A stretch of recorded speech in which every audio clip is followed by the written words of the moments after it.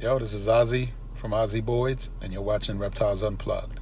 I'm John Feely of Feely's Clutch, and you are watching Reptiles Unplugged. This is Will Rose from Royal Canadian Reptiles, and you're watching Reptiles Unplugged. Guys, it's KB Reptiles. Team Helga. Team Beard. And you're watching Reptiles Unplugged. It's Justin from Jacob Luck Reptiles, and you're watching Reptiles Unplugged. Nick with Renowned Reptiles here, and you're watching Reptiles Unplugged. It's your boy Harry Wayne from Royal Canvas Exotics, and you're tuning into Reptiles Unplugged. You're Triple B, and you're watching Reptiles Unplugged. Woo! What's going on, everybody? So here we are. We finally made it. It looks like maybe there might be a slight delay, kind of buffering in the background, but I think we're going to get everybody pulled up here quickly. But as always, Joel here from Stay 48 Exotics, my beautiful co-host to my right, Adam. How you doing tonight, man? Oh, me? You said beautiful, so I thought we were talking about. You. I thought we were talking you, about our guest here tonight. Yeah, definitely you. Definitely you. What's up, everybody? And here we go. No introduction. The most beautiful guy in all of the hobby. Stop it! Stop it! John, best dimples. Tops. Best definitely best dimples. You definitely were best dimples. How are you doing tonight, my friend? Thank you for being with us tonight. No, I'm amazing. Thank you guys for having me. I'm doing great. I'm really happy to be here. As you see, I got my PR guys with me. Greg, I got this. So we're gonna keep things nice and well said and well rolling. Yeah. Heck yeah, man. I like it. I like what's going on, man. It's good to see. You know, got the force behind you. Yes. Yeah. It's strong. It's very strong. It's a dark force, but it is a little bit. Yeah. And I doubt that there's anybody on that doesn't know, but just in case they're new to the hobby, John, tell us who you are, how to find you, all that good stuff. Yeah, sure. So my name's John Dagg. I own and operate JD Constriction, www.jdconstriction.com. Also on Instagram, same JD Constriction, Facebook, et cetera. One of our most well-known animals is the Stormtrooper. We are the originators of that particular animal, and we work exclusively with Axanthics and produce Axanthic ball pythons. Right. Yeah, awesome. Killing it, man. I like it. Oh, thank you. Yeah. You're the example, I feel like, of the Axanthic market. You know, I feel like of modern day. You know, so pretty cool what you've done. Obviously, yeah, been awesome, man. Oh, thank you. Yeah. I'd just like to say I'm the most stubborn breeder there ever was that stuck with a project for like 20 years until it finally turned around. That's basically what I like to say is. Yeah, and did what you did, right? Heck yeah. That's what I like to hear, man. Patience is a virtue, right? And it pays off. It is. You know, and that's a good lead-in, kind of, I think, to why we're here tonight. Everybody's heard, I think, your origin story and kind of how you got into this stuff. So that's really not what we're going to be focusing on tonight. There's plenty of content to go digest if you're into, that. John's here tonight to really discuss like his vision with the Axanthics, some lessons learned, and hopefully answer some questions that maybe you guys have out in chat specific to stuff he's working with. That would be awesome. Yeah, for sure. Yeah, man, super we're excited. Kind of jumping into some of the trials and tribulations of, really seeing a project out. You've put a lot of time into that. I know that there's a ton that goes into just, getting a recessive going, let alone, kind of, I feel like innovating it, mastering it, and seeing something I feel like a lot of other people didn't see, So what do you think drew you, obviously, to, the Axanthic, I guess, over other genes, I guess? I would tell you in the beginning it was a real struggle, and I'll say even today it is. And what I mean by that is back when I started, Axanthic was a draw just because it was so different. It was so unique. There was, black and silver and grays and this cool color palette that wasn't in a lot of other combos. So I thought it was very, very cool to start with.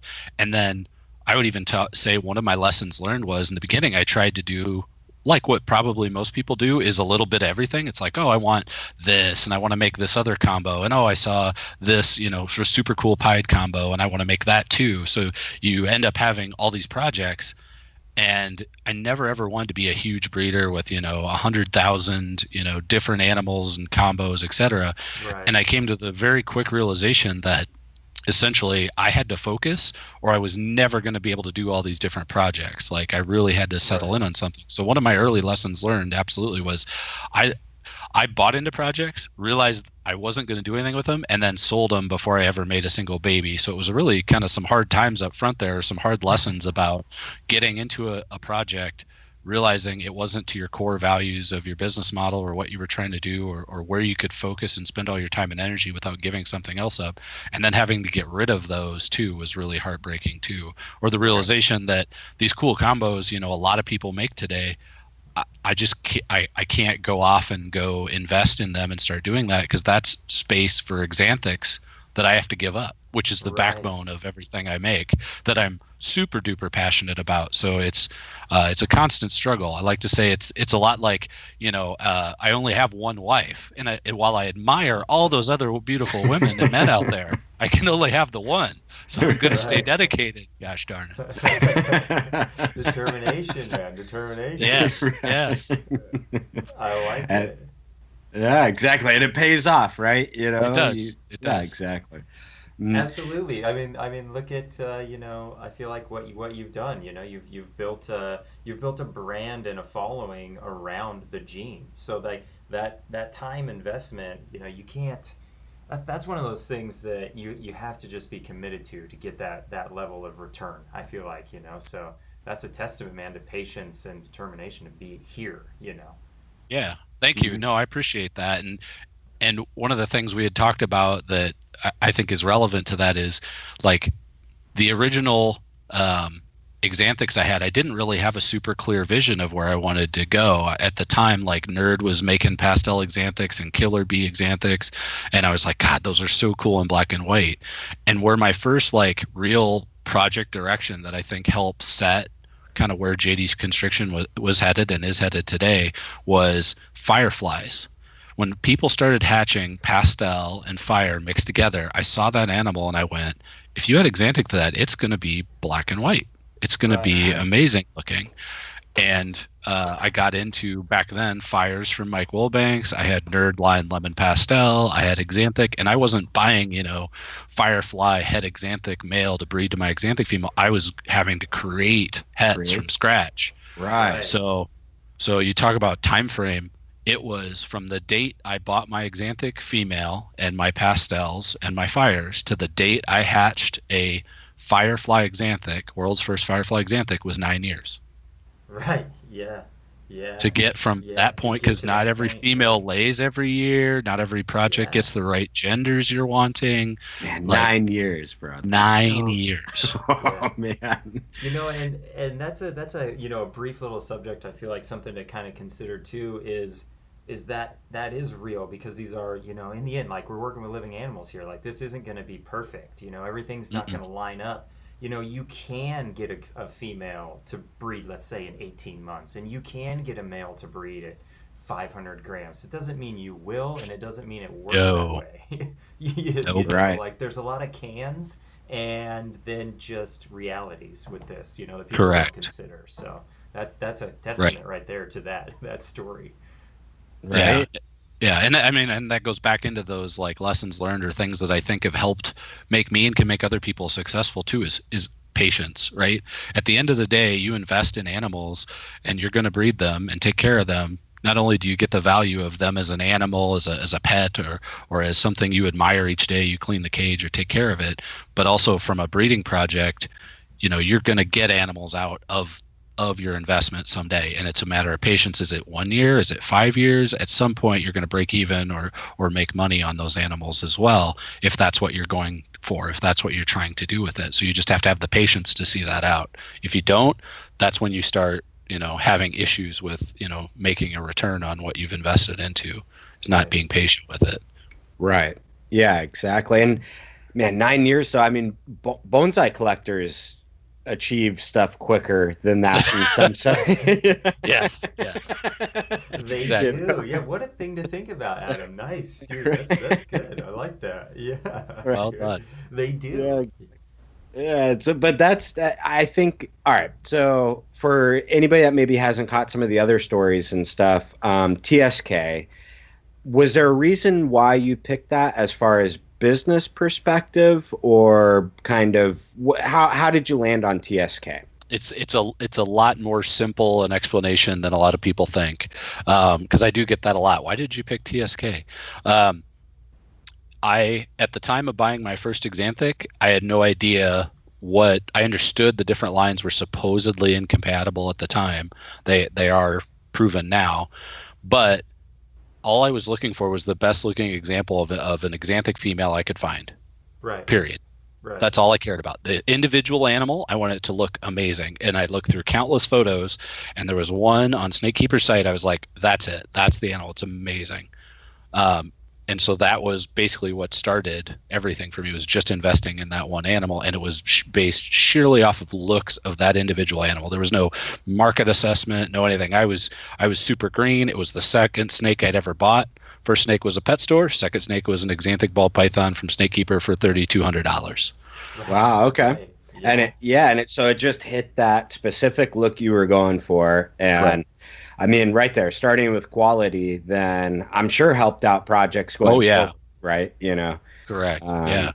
Yeah. Interesting. All right. And so do you feel like, diving, I feel like a little bit deeper in financially in the beginning is something that benefited you now in the future? And I feel like that's maybe obvious, but, taking the time to invest in a few quality instead of quantity, I guess maybe you could touch on smaller numbers. Sure. I think that if you do have a smaller collection, it's a lot easier to maintain, and you're able to get a more productive collection. And I'll even fully admit, like with a family and 2 young children and a day job and snakes and like, it's a lot harder to make a highly productive collection out of 60 breeder females like we have today versus when I was swinging single and it was just me. But you even go back to the days where I had like 10 to 20 breeder females, and it was like 80 to 90% of those girls went every single year, and they were, always breedable at 2.5 years, 3 winters. You know what I mean? Like, it's just becomes easier to be more efficient with less, basically. Yes. I think. Yeah. Right. And from an investment standpoint, so this is this is the comical part of it.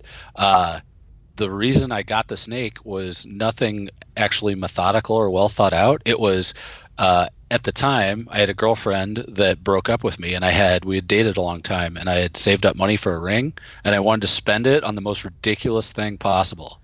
So I spent it on a ball python, and that's what started me getting into Axanthics. Was I had a lot of cash that I no longer needed to save, and I wanted it gone. Yeah. So I took the ring fund and I bought a snake instead. That's awesome. It worked out. That's really cool. Moral of the story, right? Invest your money wisely, I guess. Yeah. But isn't that the truth though? When I first started I got my first snake and didn't want to spend over, like $100 because I thought that was astronomical for an animal and all of that. And now, like, $3,200, I'm like, oh, that's very reasonable because I could go, Well, and you know what's so funny? I love talking to reptile people about this. Is you get so desensitized to the dollars. You know what I mean? Like, and it's ironic. Like, I'll go to a clothing store or Walmart or whatever and be like, ugh, $20 for a pair of jeans. I don't know if I could spend that. But hey, your rat bill is $350 this week. Yep, no worries. Yep, gotta pay. I got it. No big deal. Got it. Oh, a $5,000 snake? Yeah, I think I could handle that. That's a solid investment. Yeah. There's a return $dollar there. jeans. Yeah, exactly. Yeah. Exactly. Yeah, I haven't bought new shoes in so long because they're so expensive right now. I'm like, there's no way I'm dropping $60. These things are still they're good. Shoes still work. Feet haven't grown, man. I'll pull on that thread a little bit more. There are some stuff that grinds my gears a little bit relative to that, and let me explain. I'll get people that are heavily invested into great animals, have spent huge chunks of chain on great animals, and then they're sitting in the rinkiest, dinkiest rack systems with the cheapest on-off thermostats and everything else that's to care for those animals with no backup, no this, no that. That I find really disheartening, and it's like, guys, you gotta do the balancing act.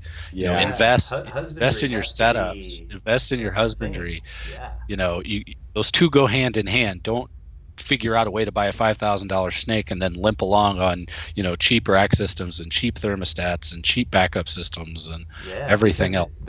Rodents every other month. Yeah. You know, the thermostats can fail. The cheaper thermostats fail. They sometimes fail on. They cook those animals. Like, it's a you know, there is a there's validity in investing in your setup. You know, all of it should be like progressive. I feel like, you know, when your snakes increase, you increase. You know, like you're always investing into it. You know, and so yeah, that's everything's got to level up together. You can't just yeah, that's a good way to put it, right? Yep. They are leveling up together, right? And exactly. If you're willing to spend, you know, in the kind of 4-figure range for a snake, you really should be looking at kind of some professional level racks and some other things. You know, it not only does it make your life easier, it's easier to clean and all that. I like to do it yourself racks. Oh my gosh. If I had to take those apart and clean them, getting it back together in the same fashion, it was a fingers crossed, you know, where professional racks make that decision much easier. Oh, I got a spring clean right now. No problem. I temporarily hold them, boom, everything goes out, back in. So, which means you clean more often, which means it's a more sanitary environment, which means the animals are healthier and less likely to have issues. Yeah, it just perpetuates, right? Right. Yeah, that's what Novus Reptiles was just saying. That, you know, the better you care for your animals, the better your animals will care for you, kind of. You know, the better the animals are taken care of, the higher your production is, and, you know, all the other stuff that goes with it. You know, so that is a point. I think that's an often overlooked step, though. I you know, that's I feel like a good tangent to go down.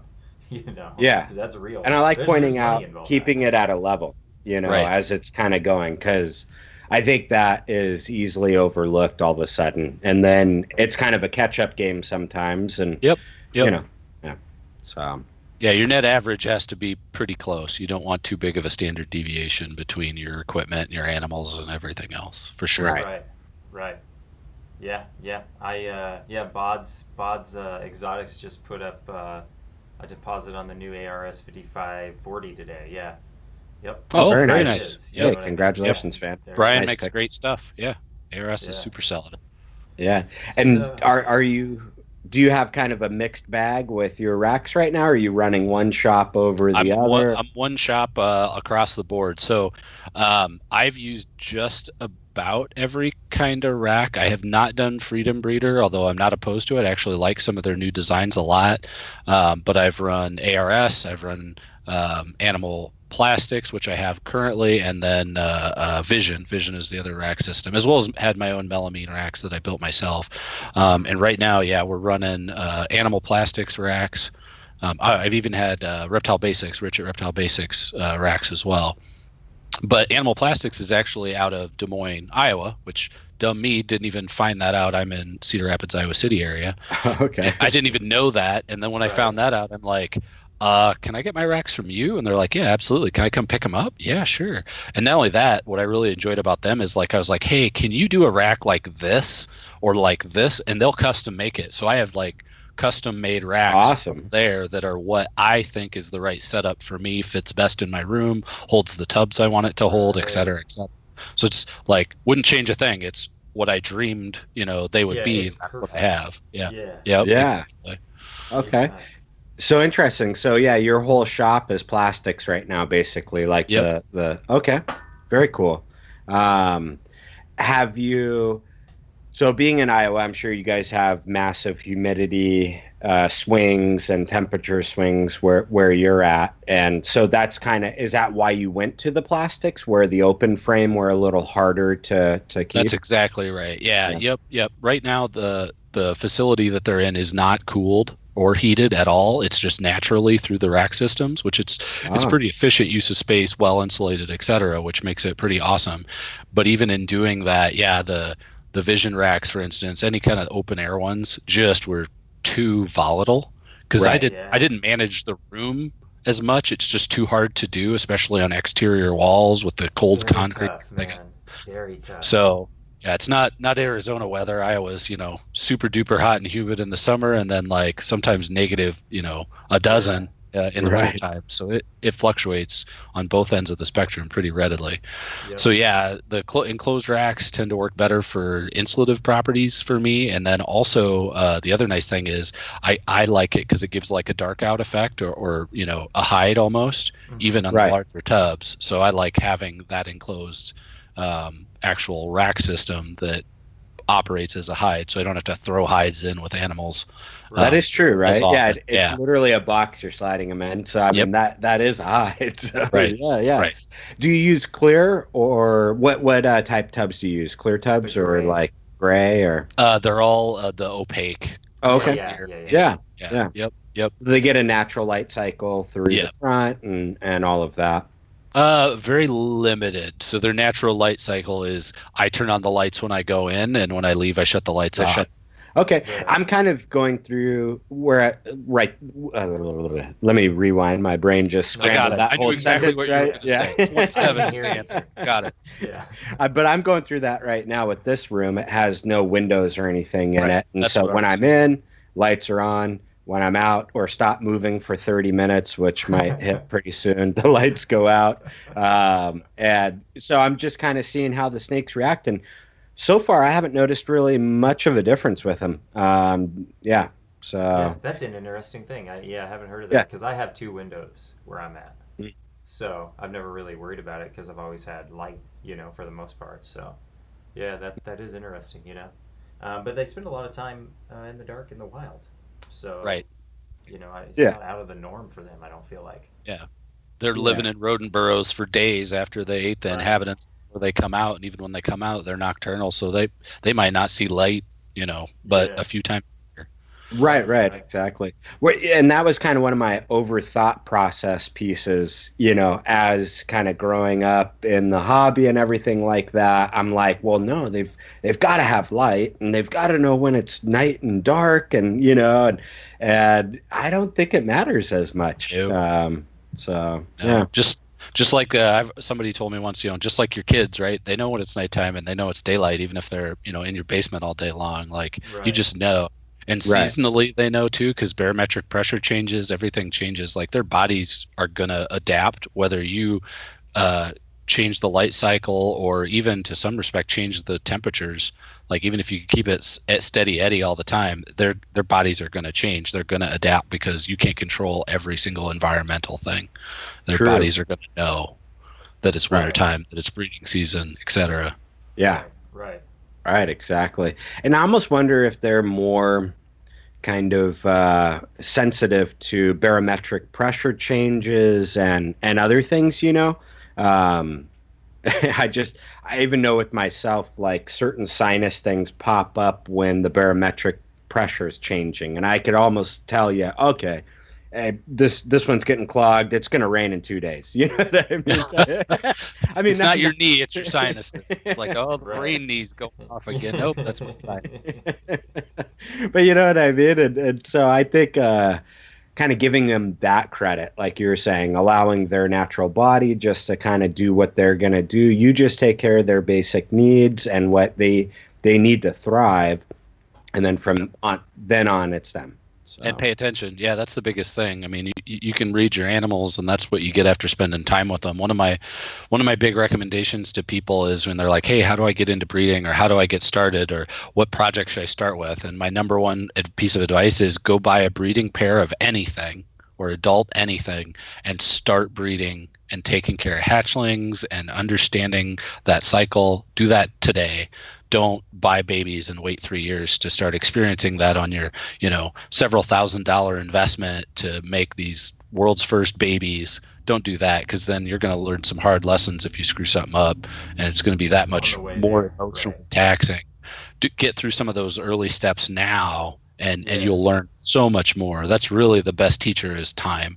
Just spending Right. time with animals, breeding, exposure. Like you can talk people through it, but until you start, oh yeah, she's building. Yep, she's ovulating. Yeah, she's laying cold. That's a good sign. That type of stuff. Yeah. Right. The glow. Yep. There's a stark difference between the animal's color during that like pre-ovulation area. It's crazy. Mm-hmm. Yep. Yeah, big time. But to switch gears real quick, everybody, obviously knows you as well for the Stormtrooper. I know we were talking before the show maybe about some cool updates. There was a pretty funny picture that was posted recently of her actually on your page that I feel like got me and probably a lot of other people. So there's so I probably there. need to apologize first before it excited a lot of people. But yeah, on April 1st, I did post a picture of the Stormtrooper on a set of eggs. Right. I believe. To be fair, I believe the hashtag did say "Happy April Fools" or something like that in that post, and almost within like 5 minutes, I see like the Reptile Port reposting it. Huge congratulations to JD Constriction for this milestone, and I immediately screenshotted it and circled the Happy April Fool's Day and sent it to Robin Markland and said, "They're chicken eggs." And he's like, "Oh, you son of a!" I can't believe you did that. I'm like, "Sorry, it was just a joke. I thought most people'd get it, but maybe I didn't think too hard." So then he had to update the post, and then the next day, of course, I confessed and said, "Yeah, it was just chicken eggs." But no, just having a little fun. We've done that a few times over the years for April Fool's Day, so I was hoping people would catch on. But there's always new people that. Get a little excited on whatever we post for April Fool's Day, wondering what's going on.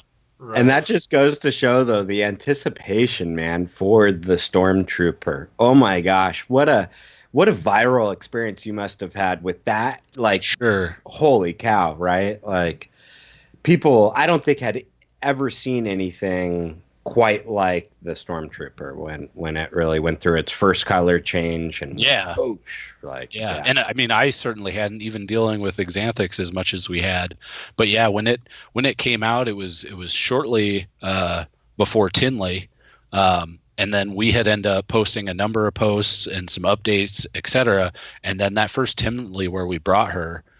And I believe Brian Barczyk of Snake Bites came over and did a video, and we had all the Stormtrooper swag and everything else. And it was just some super fun show. But we literally, like, just like you said, it went so viral, like our Facebook page and Instagram and everything blew up from a likes perspective. Like it was just unreal, the amount of publicity and exposure that just one animal got relative to everything else we produce and, our business, and just exposure to people that didn't even know about ball pythons as pets. And like all that almost happened overnight within, a month or two. It was just saturated in terms of getting that type of attention, positive attention for the hobby and our business and that animal, etc. Right. Yeah. Right. And so now there's some power to that, right? Like for sure.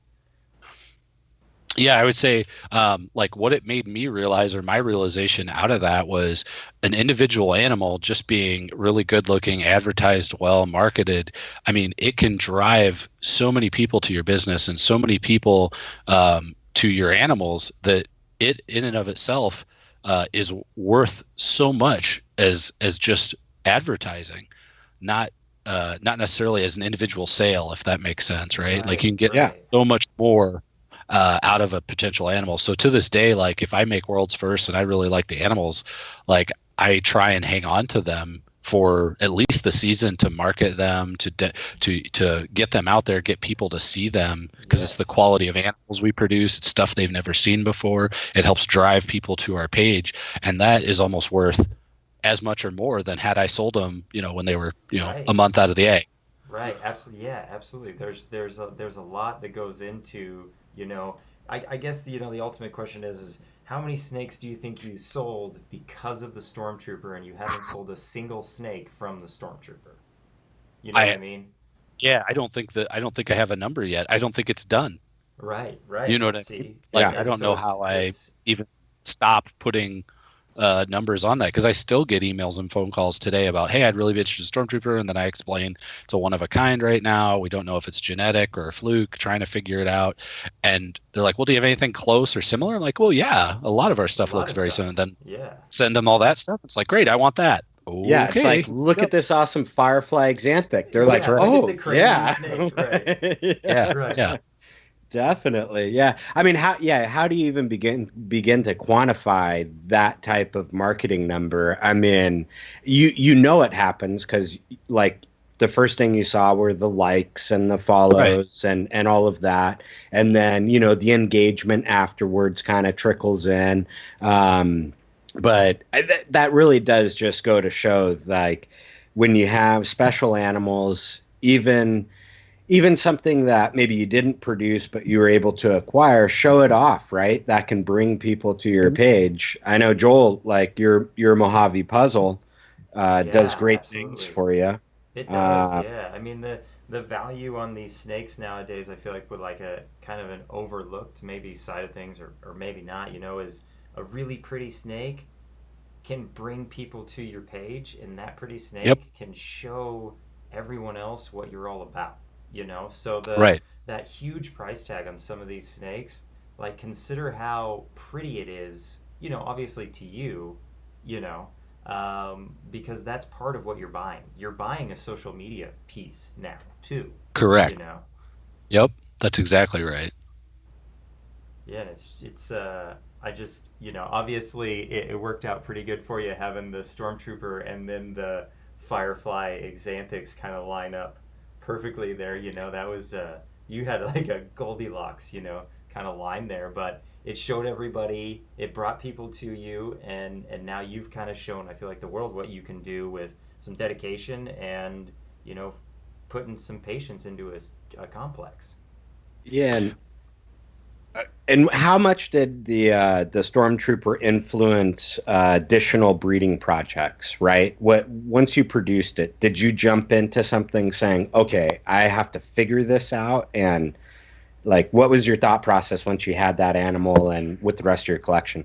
So that's a really interesting question, because I never had actually thought of it like that way. I would actually say the Stormtrooper was the epitome of everything I've been wanting to make in Axanthicism. And what I mean by that is, like, when I started selecting my codom genes, or even my individually selective animals, like to make my own, fire hets or yellow belly hets, etc. Like, I made most everything from scratch. I did not buy a Enchi head Axanthic or a this or that. I made everything from scratch myself, intentionally looking for certain qualities in the breeder animals or the animals I was buying to do that with.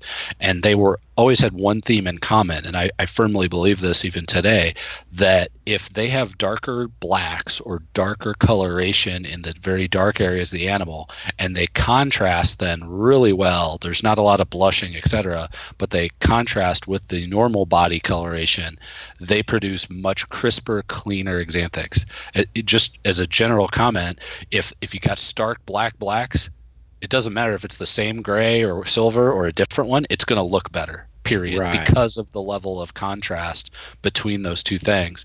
So the Stormtrooper being, like, when it first hatched and first had its color change, that perfect stark contrast of blacks and whites, that's exactly what I've been trying to make, and still am trying to make to this day.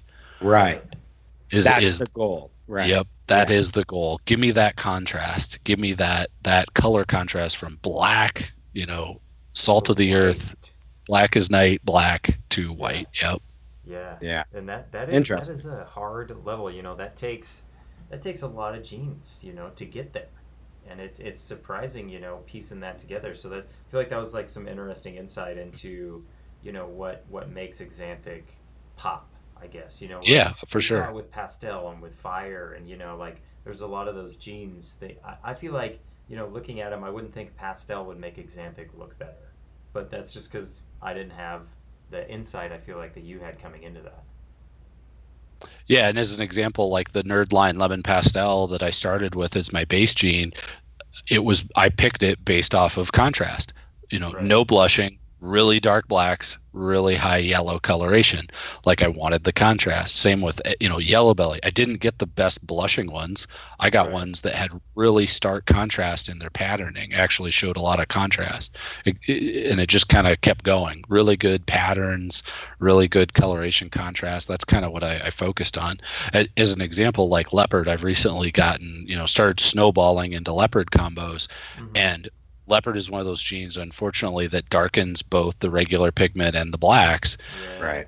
But those blacks are spectacular. So spectacular. And yeah, you shared some of the Firefly Leopard Axanthic stuff. Yeah, those things are and, crazy. and they're getting close. I'm getting close to getting that white coloration with that. I'm really excited. I'm crossing my fingers. I got eggs that might see some Enchi Leopard Superfly Axanthic type stuff this year. Ooh, cool. So I'm really excited to see Enchi mixed in there with some other things too. Yeah, so. me too. I'm interested because Enchi brings kind of like a almost not red, but I mean in some cases it's green too. But you know what I mean? It brings a really rich color tone. So that'll be very cool to see how it interacts with the Axanthic. So have you noticed? Because like that was one of my drawbacks of bringing leopard into some of the Axanthic. I'm working with VPI, and I know every time I see you at a show, I'm like, "Hey, I love your stuff. You gonna buy anything?" No, I'm working with VPI right now. And then my condolences. I'm right? sorry. Yeah, exactly. Here, let me show you more of what you should have. You're got. like, look at all these awesome snakes. I'm like, I know. I secretly hate you as I walk away. And so I had seen, like you were saying, since it leopard, when it interacts with Axanthic, it's doing both. It's darkening both. So with that pairing that you just talked about, the Firefly Leopard Axanthics, what's your next step? Are you going to be line breeding that more with specific animals, or adding additional genes to all of it? All of it, yeah, right. Yeah, so some of it'll be selective breeding based on, hey, can I bring this color up a notch by pairing it with the right females, or male to female, whatever. And then the other part of it will be, okay, what other genes do I need to throw in there to really give it what I'm looking for? Yellow belly is an example. You get more pattern variation. I think that's cool, but you also get more contrast and a little bit lighter coloration on the normal coloration side of things. So that might knock it up a notch. I'll give you a great example. A bumblebee Axanthic and a bumblebelly Axanthic. Night and day almost looks for coloration. A bumblebelly is amazingly black and white. Shockingly so, like almost like a fire bee. So yellow belly just amps it up a level. And I mean, you guys talked to Oz. If you recall, I recall one of his interviews where he talked about, the only difference between this super orange dream to this super orange dream is yellow belly. And you're like, holy crap. Yellow belly, ton to that animal. And you don't think of it as tweaking the coloration that much. And it absolutely does. Yeah. Yellow belly is a critical gene, I feel like, in a ton of projects. It's wild, man, what it adds for such a sometimes subtle gene by itself. It's a totally agree. It's a pivotal gene. You could almost confuse it as a normal in a lot of cases, right? Yeah. You know what I mean? Like it's super subtle on its own. So that leads me into my next question. When you're looking out there at incomplete dominant projects being produced,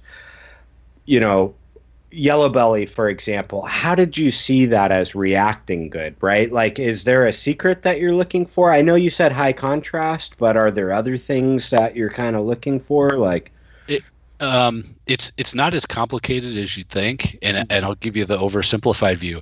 I walk around a show and I put on my I don't see any color glasses, and I look at everything people are making, and I've done that now for almost 20 years, right? So I've seen all the new combos come out and thought, what would that look like in Axanthic? Because going back to the early part of the conversation, like it just became a focus, and because of that focus and that drive, I didn't have to consider making that combo myself. I always looked at stuff as, what could I do with that in Axanthic? What would it look like in Axanthic? So then you start talking about some of the yellow belly combos that have, super stripe, for example, that have really bright coloration. A pastel super stripe almost looks like it has fire in it, period. Right. as an example, right? So Yeah. immediately you jump to what does that look like with Axanthic in it, right? So we have a clutch going to be laid that could potentially hatch super stripe, pastel super stripe Axanthics. Wow. Sweet. Okay. So Yeah. there's just stuff like that. You start to see combos and you suck all the yellow out of them. There is, I mean, for better or for worse, there's a sea of yellow animals out there in the ball python industry. There's so many combos with pastel in them and so many combos that just produce a yellow coloration. It's really just starting to look at those and think about what would that look like without yellow or without any of that coloration. It's where it gets crazy, like Orange Dream. Like that one was like, okay, what's that gonna look like? I couldn't wrap my mind around. That sounds really cool. Is it gonna be silver? Is it gonna be gray? Is it gonna be white? What was it like? Sunset. I'm not into that project, but all that orange, all that bright coloration, what's it gonna look like? Axanthic, a weird gray animal, silver? I don't know. Yeah, that's what I'm wondering too. Because like sunsets though almost have like a granite kind of overlay to everything, right? Like, you know what I mean? So how is that going to translate? That is exciting to think about, and where is it going to go? That's really I've never thought about the Axanthic sunset. That might be actually pretty unique, kind of going in there. So you heard it, everybody. JD's not working on it, so immediately go out. Right. Get a fire sunset. Breed that too. A VPI Axanthic. Axanthic. Because they're the best. They're the. So you were talking about walking around the shows and putting your sunglasses or your glasses on, kind of doing the scan. My colorblind glasses I keep in my back pocket. We were also talking before the show of the litmus test. You want to maybe dive into kind of the litmus test for ball pythons? Yeah. So one of I'm obviously the weirdo in my family with reptiles. Yes, so my family, can appreciate, as most people are, as most reptile people can appreciate any and all ball pythons and a lot of the subtle genes and whatnot. One of my great litmus tests for me personally is if I can hold two animals up and show it to my grandma, to my mom, to my dad, my uncle, my cousin, my brother, and be like, this snake's $3,000 and this snake's $300. Can you tell the difference? And if they go, oh yeah, I see why that one's worth $3,000. I get it. That looks amazing. But if they go, and I show them pictures of something or my own animals, I go, what's the difference to you? And they're like, nothing. And I'm like, well, this one's got yellow belly, umpty scrunch, tub thumping chumbawamba in it. And this one is got da-da-da-da-da. And they're like, you're speaking Greek to me. I just know they look the freaking same. And I would not pay $3,000 for this one and $300 for this one. So that's always my... What's the difference? Exactly. Especially from a marketing standpoint, like marketing your business, like you got to do the ones that people are like, that looks different. Right. If it's stuff that they can go on Instagram and see 100 pictures that look almost exactly the same, and your mother's brother's uncle can't tell the difference, then it's I don't say it's not the post. It's a much narrower market of people that understand what's unique about that particular animal. Right. And I feel like the that's unique not to take away the sensitivity of what the subtle genes do in the overall picture, what we're talking about. Like yellow belly, if you held them up to a snake, to like a normal person, that would be okay, I don't know, kind of, I guess, but what that gene does in the long run is insane. Correct. Yeah, you show them a pastel super stripe, then they're like, holy shit, a pastel super stripe? Yeah, that's way different than whatever over here. Yeah, But a yellow belly, to your point, yellow belly normal. No, I wouldn't pay extra for that thing. Well, what about this? Yes, I would. Okay, you're exactly right. Right. Yeah, you got to build up to that, then you get this. Got it. Right. Yeah, so that's an interesting concept, though. The litmus test. I love that. That's something so true. You gotta consider where the snake is gonna catch the eyes. You gotta sell the wife or the significant other, the husband, maybe before you sell the breeder. Yeah, for sure. Well, and it's always been readily apparent to me since we started doing shows with more and more Axanthic animals, because when we go to a show, my goal is to someday have all visual Axanthics, but we usually bring double heads or whatever as well. So it isn't all visuals because we're always making new things too and have byproducts. But 80% of our tables, I mean, you guys have seen it at a show, are visual Axanthics. Yeah. We go look at our table and then go look at everybody else's table. It's like, whoa, we get the people that walk by and then like, where's all the color go? Like it's all gone. But it stands out. It looks very unique and different to have a table with a large number of those animals. Because from, again, the litmus test perspective, that table looks very different and the animals on it than anywhere else. And other people have that too, with some of the super unique combos people are making, like Justin and Ozzy, et cetera, et cetera. Right. But that's what really, again, it can't look like 100 other snakes at the show. It has to look different. Right. Yeah, to attract that attention. And again, right, like when we're talking about this is your recipe and this is what you figured out, right? This isn't the path that everybody must take, right? That's what I like about these like conversations and getting us all together is you're offering your perspective, what's worked out for you, and the success you've had, and if somebody can take away a little piece of that and implement it, hey, awesome, best of success. Extremely well said. Extremely well said. That's 100% correct. Yeah. But again, Axanthic is awesome, and it's one of those overlooked genes because there really are some bad examples of Axanthics out there that, like, I know when I was first kind of getting into it, there were some examples where I'm like, are you sure that's not a normal? That's just a little, I see a lot of brown on that animal, and it's a proven breeder Axanthic, and it's like, oh, wow, okay, there's a huge variance. And so the Axanthic gene can be scary. Right. So if somebody were kind of getting into this right now and they were to come to you, I guess what would be some advice with working with Axanthic that you could give them to make them feel comfortable in producing some cool animals? Yeah, and I usually tell everybody the same thing, and that isn't to pick a particular line. That's actually I believe one of the not best pieces of advice to give somebody is, oh, you should go with this line or that line. I always tell them just exactly what I did. Go find the best single example of an animal that you can find, the best looking Axanthic, whatever you're looking for. Go find the best looking individual one you can find. Work with a breeder with a good reputation. Work with a breeder that is refining or making those animals better looking, that's trying to produce better looking animals, not just mixing things together to see what comes out, that is really, at least emotionally invested in some of those pairings to make them look really nice.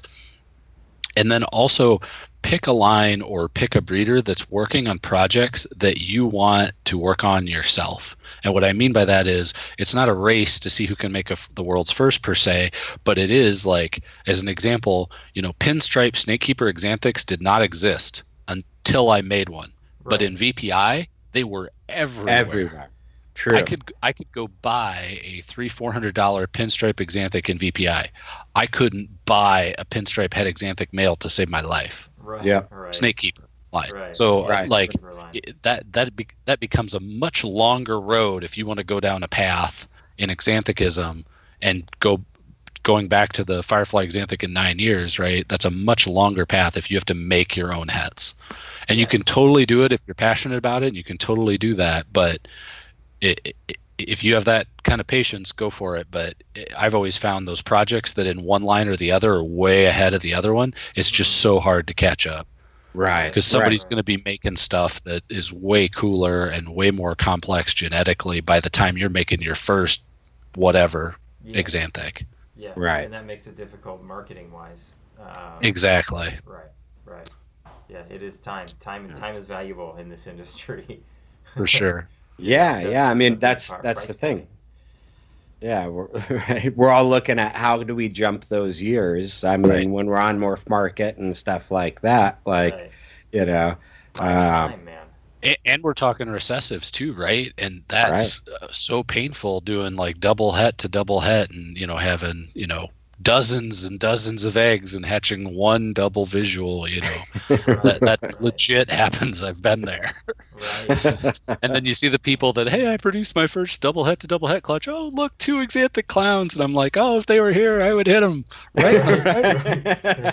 Congratulations. Yes, good for you. The Homer to Bart strangle. Yeah, you know? yeah, exactly. So speaking about kind of double recessive projects and things like that, I know you've got Axanthic clowns. You've got Axanthic pieds too, right? What other double, Axanthic something else are you working with right now? That I'm willing to talk about? Yeah, sure, Just sure. messing with you. I'm just messing. I'm joking. So I am working on Axanthic Desert Ghost stuff, mostly double hets. I don't have any visuals or anything like that. Axanthic pieds, also Axanthic clowns, like you highlighted, true ghosts. I have recently, in the past couple years, started triples. Oh, okay. So wow. I think that Hypo Axanthic pieds will be amazing. Because one of my rubs with Axanthic pied or just pied in general is, again, it's a darker morph. It has darker overall coloration where it's not white, compared to other various combos. And it doesn't, my opinion is it doesn't pattern morph well. There isn't a lot you can do with pied without it still just looking a lot like a pied, going back to the litmus test. Right. You know, a clown pied's probably the most different thing I can think of off the top of my head. Yeah, But they all kind of look, again, to the litmus test, a lot alike to people. So you gotta slam it with color. And I really think Hypo, Axanthic, or True Ghost pieds will be really, really stellar. I got vanilla mixed in those as well. And then I do have a female due to lay that has laid eggs that should have pieds double het for Desert Ghost Axanthic as well. Oh, right. Sweet. Jeez. So, yeah. So I'm really excited about those. And then I'm working on triple Axanthic Desert Ghost Clown animals as well. Dude, man, that's going to be killer. I love the Hypo and the Desert Ghost with Axanthic. In your opinion, which one do you think's better, if you can say, like, The Desert Ghost or Hypo? Yeah, with Axanthic. If you had to pick one, well, so there's more examples of Hypo Axanthics to pick from, and that's where my concern and optimism comes in on the Desert Ghost side, because a lot of the pastel Desert Ghost Axanthic animals that are produced thus far do have a slight yellow tint to them, which isn't uncommon in certain Axanthic combos, but isn't always there. Like, again, it goes back to selective breeding, individual animals, etc. So I'm hoping that that's something that isn't in every single one of them, but it does have me a little concerned that it's gonna pop that way. Kind in of a lot allow of the yellow a little more. Yep, you're gonna get that off color as it ages. True ghosts don't do that. They almost look like purplish blue as adults. Right. I was going to say blue. Crazy. Almost. Yeah. So I really enjoy those for that coloration. The straight up Axanthic Desert Ghosts, though, from what I've seen, do look really, really cool. Like it looks, what I always say is, it looks like what everybody hoped an Axanthic would look like for its entire life. Right? They wanted an Axanthic. I wanted black and silver, and they are as a baby, and then they get darker, and then it's more like gray, dark gray, and black. Still cool, still unique, but not what it was as a baby, and not what people wish they were. The Desert Ghost version absolutely, I think, looks like what everybody wished Axanthics looked like their entire life. Right. So I'm giving you a non-answer. No. I think that I like them both in different scenarios for different things. Yeah.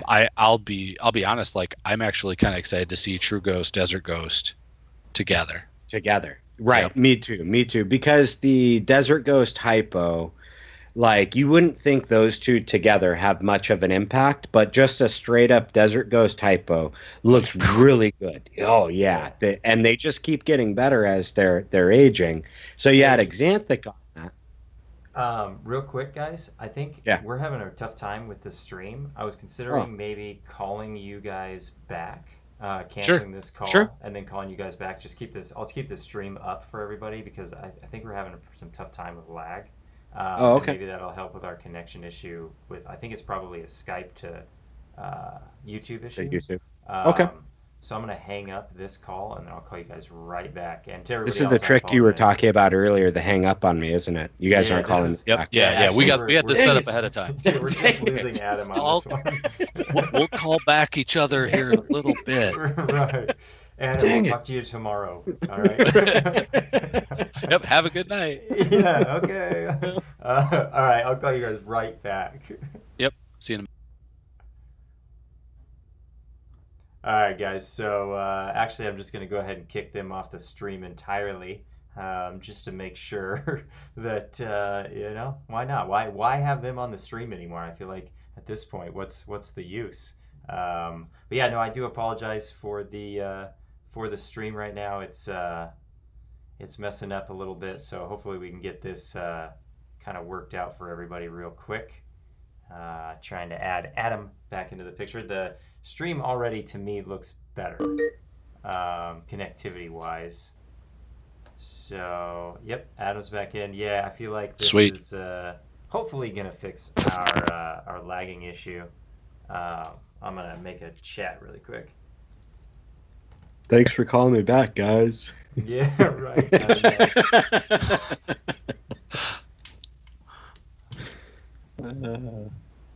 Sorry about this, everybody. I know this is a bit of a bummer, What can you do? I can do magic tricks. You could. Can you? Magic tricks in the back. Yeah, uh-huh. This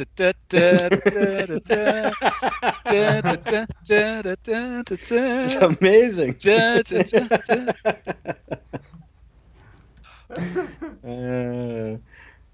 Yeah, let's see. The problem was the lag was so far behind. I'm afraid it might take a couple minutes to catch up to us. Oh, is that far? Yeah. It's so weird. On my YouTube, it was going pretty good. I would say a buffer, but it would only be like a split-second buffer. Yeah, but Yeah, it could have been your PC. It's been the whole time too on my end. The quality's been fuzzy, also. And now that we reloaded the screen, John, you're in a lot clearer.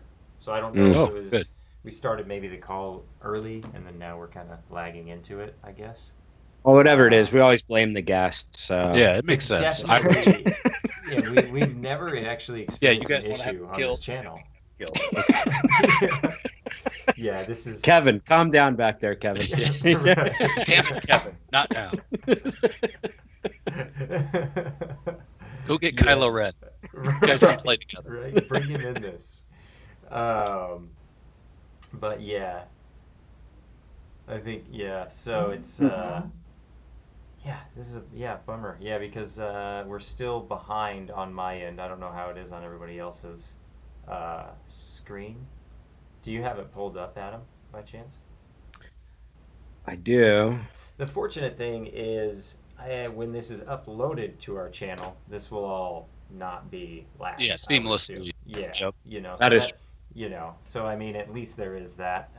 It'll load perfect, because I back record this on my hard drive and then I upload it to YouTube. So it'll all go great for our end, because our end was great this whole time. But yeah, I think it's probably like maybe even it just popped up Dude, when Levance came in. I was just gonna say that's just what I saw too. So yeah, we're about three minutes plus behind. Interesting. We haven't had this bad of a lag before. Huh. Must be the dark force in the room. Yeah, there's something. It's a buffer, so when I say something stupid, be like, "Hey, can you kill that?" Yeah, Let's go we just delete kill it. the stream. Yeah, right. Yeah, when I got up and walked around, you realized I didn't have pants on. That part, you cut that out, right? Yeah. We got you, man. We intentionally delayed our live stream just for that purpose. Actually. Yeah, I did warn you. There's a distinct possibility that might happen. Right. I like it. Joel, Well, is I that the guess new gluten-free beer you're drinking? Yeah, it's the water edition. It's low carb. Not a lot involved there.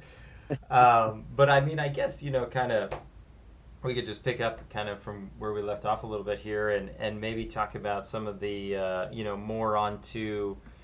Do you think there's room in a lot of these genes nowadays to do what you did with TSK? You know, do you think there's still room out there to really see, you know, one line out and not really even going double recessive and triple recessive? And, you know, I guess, Michael, you know, what's the longevity you think in other genes? I think it's really good, especially if you're picking up recessives. I think that's what I had going for me from the beginning was time, and investing that time into a recessive gene, which is a lot harder to develop, harder to get into multiple combos, et cetera, than any kind of codom. So if you, I mean, generically, if you think about it, like clown is probably one of the most proliferated recessive genes with as many codoms involved in it as possible right now, I believe. Yeah. Now, Axanthic isn't there yet, as an example, just an example. Like, we haven't seen those combos yet that Axanthic that clown has, just from a codon perspective, because there's so many genes and there's so many unique combinations. Pick any other recessive gene outside of that and start doing that math. Like, a great example, Tristripe. Tristripe is so far away from seeing any kind of unique combos with leopard, yellow belly, fire. I mean, so many things that could just be like, what the hell is that animal? It's amazing. Oh, well, that's a Tristripe, da-da-da-da-da-da. Yeah. I mean, nobody's even touched that yet. Totally. And it's been out for a long time. Exactly. Yeah. Yep. Yeah. My Firefly Axanthic, which was, you know, like you guys talked about, and I agree, was kind of what kind of catapulted me into a snowballing effect of various combos with Axanthic that are very, very attractive, very unique, etc. The Firefly Axanthic, in quotes, of Tristripe, I don't think's been made yet. Right. You know what I mean? What's the Firefly Axanthic of, you know, whatever other recessive? Pick one. Yeah, just pick a recessive. What is it? Yeah. Right? DG. Right. And I'd argue even clown hasn't found all of its Firefly Axanthics yet. You know what I mean? Like, there's Justin. Oh, next year here Justin comes out with a new one. It's like, whoa, what the hell's that clown combo? Where'd that come from? Yeah. Yeah, and clown's really good with that. Clown's really good mixing with other genes, and I think that's where its strength comes from. You know, having that ability to look good with almost everything. You know, like that's a great gene for that factor. Yep. Yeah. I mean, I think it's also picking an end goal, right? Because not every clown combo has that end goal in mind, right? And we've seen some that have come out and, oh yeah, well, all right, and you see those combos kind of fall to the wayside. People don't really work them anymore.